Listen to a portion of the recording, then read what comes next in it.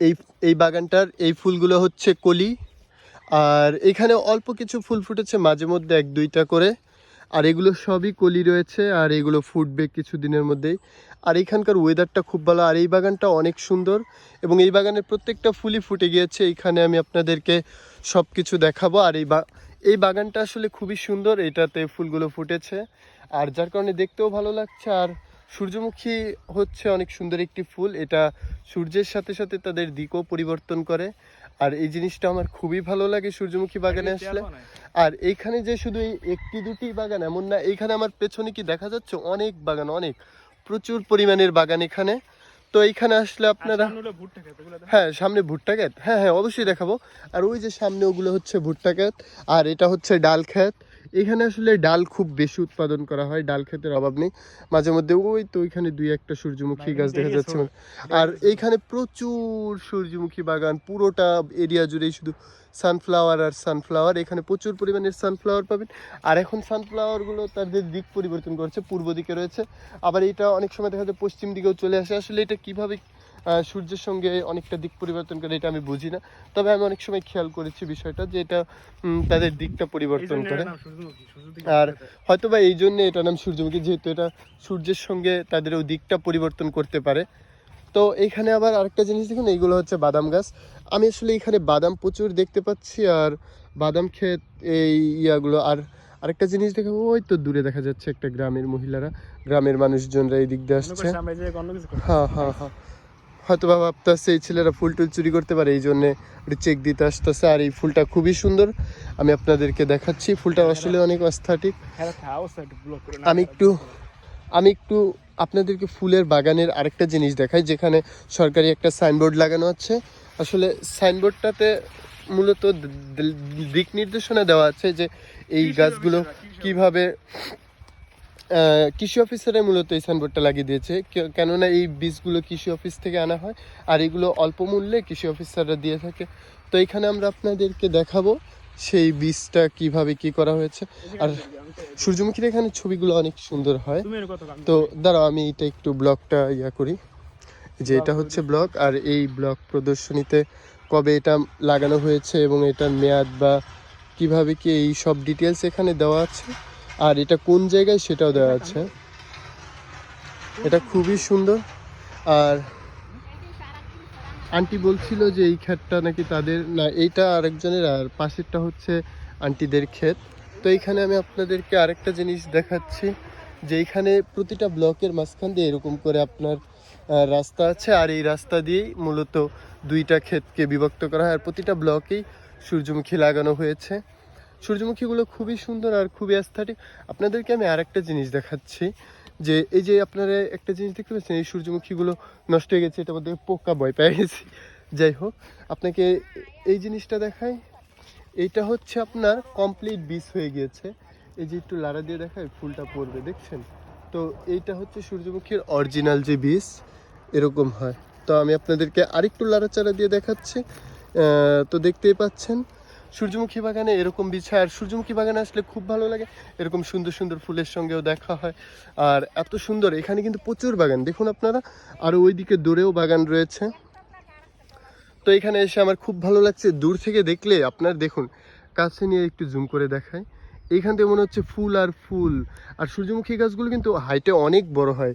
আপনি এই ফুলটা দেখুন কত উপরে, দেখেছেন আমার থেকে অনেক উপরে। এইটা মেবি 7.5 ফুটের মতো হবে, এরকম উপরে। এক একটা গাছ 7 ফুট 8 ফুটও হয়ে থাকে, 10 ফুট হয় কিনা আমি জানি না। তবে আমি অ্যাভারেজে যেটা দেখছি যে এখানে 8 ফুটের অনেকগুলা গাছ রয়েছে। তো আমার ভাই যে গাছের মালিক ছিল, তার সঙ্গে আসলে কথা বলছে যে আপনাদের বাগানগুলো, উনি মূলত আমাদেরকে এখানে দেখে এসেছে যে আমরা কোনো ফুল টুল ছিঁড়ছি কিনা বা চুরি করছি কিনা। তো এইখানে এসে কথা বলছে।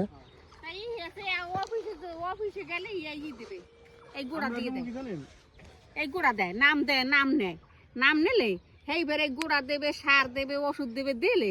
এগুলা কি টাকা নেয় না? না, টাকা নেয় না, মনে হয় অফিস দিয়ে দেয় এগুলো। আমার পরে টাকা পয়সা দেওয়া লাগবে পরে এই সূর্যমুখী উৎপাদন করার পর এখান থেকে কি তাদের দেওয়া লাগে নাকি সম্পূর্ণ নিজের? হ্যাঁ করে দেওয়া লাগে না, এরা ফ্রিতেই দেয় সব? হ্যাঁ, এটা সরকারি ভাবে আয় নাম। ও মানে এটা কি আপনাদের কৃষিতে কাট করা আছে? নাম আয় আমাগো, তাই আইলে ওই বেড়া নাম দেয়। দিলে মনে করেন এই গ্রামে এখন 5টা নাম দিয়েছে বাচ্চা বিচ্ছে যারা ওই আল্লেরি করে হ্যাঁ নাম দিয়েছে ওই হ্যাঁ করে দেবে ওই সার ওষুধ তারপর আবার এই গোড়া দিলে হ্যার পর আবার ওই সার বনের সবার কালে হ্যার পর আবার আমরা লাগাই। আন্টি আসলে মূলত সবকিছু বুঝিয়ে বলছিল যে এগুলা কিভাবে কি করা হয় আর কিভাবে এগুলো বীজ পেয়ে থাকে। আসলে এগুলা কৃষি অফিসাররা দিয়ে থাকে আর এগুলো হচ্ছে সম্পূর্ণ ফ্রিতে দেয় আর কৃষি অফিসাররা দেয় কৃষি অফিসাররা এগুলো দেয় ফ্রিতে। তো এখানকার এই বিষয়টা আমার খুবই ভালো লেগেছে। না আমরা ফুল ছিড়বো না, আমরা জাস্ট এখানে ভিডিও করে চলবো। হ্যাঁ ওইটাই, হ্যাঁ ছোট বাচ্চারা তো বুঝে না ওইভাবে। হ্যাঁ এখানে আপনাদের ক্ষেত কয়টা? আপনাদের কয়টা? ওইটা এটা আরেকজনের। ও সব তো আশেপাশেরই তাই না? ফুল পায় না এখন। হ্যাঁ হ্যাঁ হুম ওই বড়টা আমার এটাও আপনাদের ওইটাও না, এটা আবার আরেক গ্রেস। এটা কি মরে গেছে নাকি আসলে মানে এটা বাড়তি হয়ে গেছে? এটা কাম হইছে, এটা ইহারে নাই, কুফাই নাই। আরে এই লাগাইয়া কুফাই নাই, আর কুফাই না পানি দিছে দেও নেই, সেইতে গাছ ছোট হইছে। আর আমার গইয়া আমরা লাগাই দিই এটা, মানে এই ক্ষেতটা লাগানোর সময় মাটিগুলা মানে ইয়া করা হয় না, প্রস্তুত করা হয় না, কুফা নয় নি। হ্যাঁ বুঝতে পারছি। আপনাদের এটা না কোবানোর কারণে এই ইয়াগুলা ছোট ছোট, আর এটা হচ্ছে অনেকটা আপনার কোমর পর্যন্ত এরকম ছোট ছোট। এটা আসলে মূলত মাটি প্রস্তুত করা হয় নাই, যার কারণে এটা ছোট হয়েছে। আর আন্টি যেটা বলছিল ওইটা হচ্ছে আন্টিদের ক্ষেত, তো ওইটা মাটি প্রস্তুত করার কারণে ওইটা বড় হয়েছে। হ্যাঁ বাবা, হ্যাঁ বুঝতে পারছি। ওই দিয়ে আবার ওই আমরা রুজর দিয়া কোফাইছি, কোফাইয়া হেবে পানি দিছে, পানি দেওয়া না হেইতে গাছটা ওরকম বড় হইছে আর হলটা ওইরকম বড় হইছে। হ্যাঁ আপনাদের এইগুলা মানে শুরু থেকে শেষ পর্যন্ত কত মাস সময় লাগে হইতে? বাবা লাগাইছি পৌষ মাসে। পৌষ মাসে? হ্যাঁ পৌষ মাসে লাগাইছি, তাই পৌষ মাঘ ফাল্গুন এই 34 এই 4 মাস না, বৈশাখ মাসে পাকবে বাবা। বৈশাখ মাসে এগুলো পেকে যাবে? হ্যাঁ বৈশাখ মাসে। তো এইগুলো তো এখনই পেকে গেছে এখানে কিছু। একই হুলে একদিনই লাগাই না সব। তো এই যে এখানে একটা দেখলাম পেকে গেছে, দেখাই। এইটাও তো পাকছে বাবা, এইটাও তো পাকছে। হ্যাঁ কিন্তু আরেকটা বিষয় কি, এইটা দেখেন এইটা বেশি পাকছে, তো এইটা কি মানে আগে করছে বাবা, এইটা আগে পাকছে। ও তো এই কাটার সময় কি সব একসঙ্গে কাটবে না আগে পরে কাটে? একসঙ্গেই কাটবে। একসঙ্গে কাটবে। একটা ফল কত বড় হইছে জানেন? অনেক বড় হইছে। এই ক্ষেতের ফলগুলো বড় বেশি। ওই ক্ষেতের ফল বড়। হ্যাঁ যেই গাছগুলো হাইটে লম্বা বেশি হয় ওইগুলোর ফলও বড় হয়। আমরা আর এক বছর দিছিলাম। আরো এক বছর? এবার নিয়ে দ্বিতীয় বছর? হ্যাঁ হ্যাঁ হ্যাঁ। ও আর সামনে ওগুলো ভুট্টা ক্ষেত না? হ্যাঁ ভুট্টা কি আপনাদের নাকি ভুট্টা আরেকজনের? এইটা দিছি, ওইজন ওইটা আমরা দিছি, এই হবে নতুন। আর এক বছর দিছিলাম ওই বাড়ির পশ্চিম ধারে, আমাকে বাড়ির পশ্চিম ধারে 6 জ্যৈষ্ঠ লই দিছিলাম। ওরে বাবা হ্যাঁ দেখবার মতো। এইগুলা থেকে তেল উৎপাদন করেন না? হয় বাবা। এই তেল কত কেজি বিক্রি করেন? হ্যাঁ আমি কইতেন নিছ না, আমরা তেল বেশি না, আমরা তেল খাই বাবা। সম্পূর্ণ খান আমরা? ওই এখন যে ওইছে ওই স্বপ্ন সুপার শপে দেখছিলাম যে মেবি 2100 টাকা না 2200 টাকার জন্য 5 কেজি সানফ্লাওয়ার অয়েল। ওই মানু দিল আমু কি নিজেরা লম, আবার নাইরু সেরি আছে না, মাইয়ের আছে না, তেল তো লই ওই হেরাও নেবে, ওই হাস করে তো 1 কেজিতে 1 জনের দেওয়াও লাগে। এগুলার বীজ তো ভেজেও খাওয়া যায়। এই বীজগুলা জানেন না? না বাবা। এই বীজগুলা শুকানোর পর এটা আপনি বাদাম যেরকম ভাজে না, হালকা করে ভাজবেন, মানে হালকা একটু লবণও দেবেন ভাজার পর, তখন এটা মানে এমনি সবসময় বাদাম যেরকম খোসা ছাড়া না, আমি এখান থেকে একটা ছুটিয়ে দেখাই। আচ্ছা সমস্যা নেই, মানে একটা বীজ ছুটায় দেখানো লাগবে, একটা বীজ ছোটান এখান থেকে।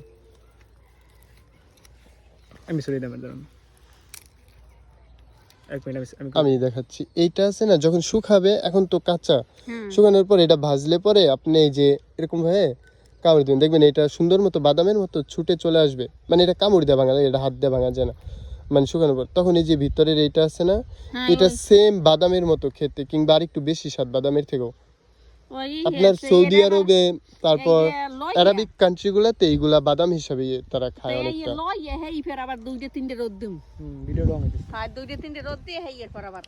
আচ্ছা যাই হোক, আমরা আন্টির কাছ থেকে বাগান সম্পর্কে সবকিছু জানলাম এবং বুঝলাম।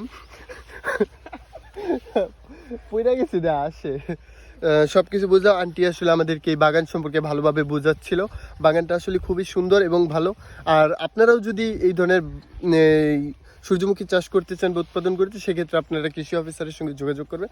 তারা আপনাদেরকে দিক নির্দেশনা দিবে এবং তাদের দিক নির্দেশনা অনুযায়ী আপনারা যদি ফসল ফলান তাহলে খুবই ভালো হবে এবং আপনারা সেক্ষেত্রে অনেক ভালো ফলাফল পাবেন। আর আমার একজন বন্ধু আছে যে কৃষি ইনস্টিটিউটে পড়াশোনা করেছে, তার নাম হচ্ছে সবুজ। আর যদি আপনাদের পার্সোনালি কারো কৃষি বিষয়ে কোনো কিছু জানার থাকে তো আমার সঙ্গে যোগাযোগ করলে আমিও আমার সেই কৃষিতে যে পড়াশোনা করেছে সেই ফ্রেন্ডের সাথে কথা বলে আপনাদেরকে বিভিন্ন তথ্য দিয়ে সাহায্য করতে পারবো। তো ধন্যবাদ সকলকে, সকলেই ভালো থাকবেন। খোদা হাফেজ। সূর্যমুখীর ফুল দেখবেন অবশ্যই।